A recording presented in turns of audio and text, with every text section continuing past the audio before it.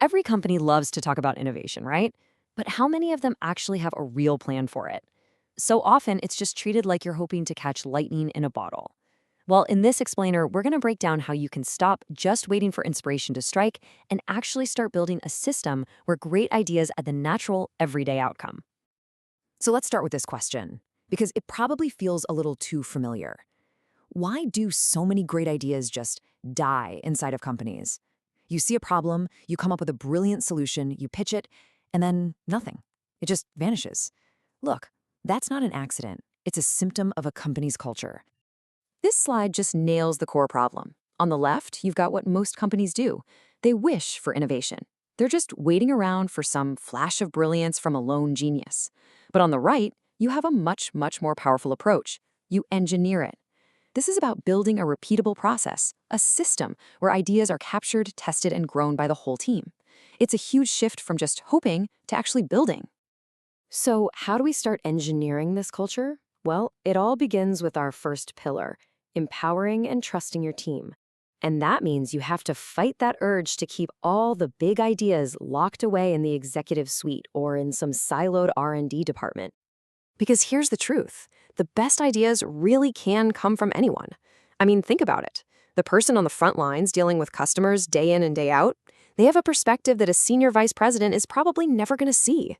The real goal here is to unlock that potential from every single corner of the organization. So how does this look in the real world?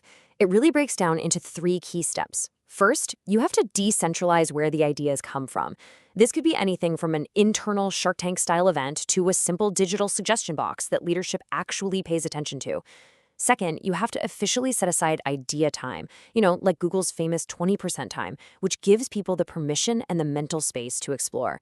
And finally, offer autonomy. Give a team a small budget and the freedom to test a concept without having to go through 10 layers of approvals.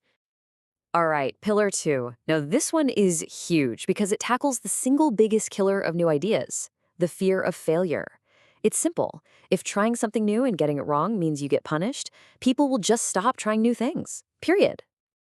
And this is the question that just echoes through the hallways of so many companies when an experiment doesn't work out. It's a question that's all about one thing: finding someone to blame. But here's the thing, that is fundamentally 100% the wrong question to ask. It completely misses the whole point of running an experiment in the first place. The right question is this: what did we learn? Just shifting that one little phrase changes absolutely everything. It reframes the entire outcome not as a failure, but as this successful discovery of new information, data that makes your next attempt that much smarter. So how do you make failure a safe thing? Well, you start by reframing it as data. You can even celebrate what are called smart failures. Think about a marketing campaign that didn't convert, but it cost almost nothing and taught you something crucial about your customers. That's a win. This all helps create psychological safety, but the most important part is that it has to start at the top. When leaders are open about their own mistakes and what they learned, it sends a powerful signal to everyone else that it's okay to be vulnerable. Okay, our third pillar is all about breaking down those invisible walls inside an organization. You see, innovation almost never happens in a vacuum. It sparks at the intersection where different ideas and different perspectives collide. I mean, this quote says it all, doesn't it? Siloed teams are innovation killers. It's so true. When the marketing team only ever talks to other marketers and the engineers only talk to other engineers, you miss out on all those spontaneous moments of connection that lead to breakthroughs. You're basically smothering new ideas before they even have a chance to breathe.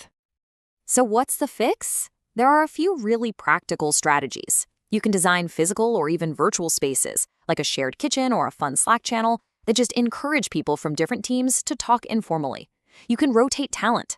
Just imagine the game-changing insights a customer service rep could bring to the table after spending a month with the product design team. And for your big projects, you should mandate that the teams are interdisciplinary right from the very start. And that brings us to our final pillar. Look, having a great mindset is fantastic, but without concrete support and actual resources, it's really just talk. You have to invest. You have to truly commit to making innovation a part of your daily operations. This means you have to build an innovation infrastructure. You need a dedicated, non-negotiable budget just for experiments so that good ideas don't die on the vine waiting for funding. You also need to offer training. You can't just expect people to be creative on command, but you absolutely can teach them methodologies like design thinking or agile development. And finally, you need active leadership sponsorship. This is where leaders don't just approve of innovation, they actively champion and protect these risky new projects. This all really comes down to a crucial shift in thinking. We tend to treat creativity like it's some kind of magic, right? An innate talent that only a few people have. But it's not. It's so much more like a muscle. And the more you train it with the right systems and the right support, the stronger and more reliable it becomes for everyone in the organization. So let's end on this really powerful idea. Innovation isn't some special project or an add-on. It's what emerges naturally when you create the right conditions. When you give your people the space to think, the permission to try, and the safety to fail, innovation stops being this elusive goal you're chasing and starts becoming a predictable outcome. So the only question left is, what's the first step you're going to take to build that space?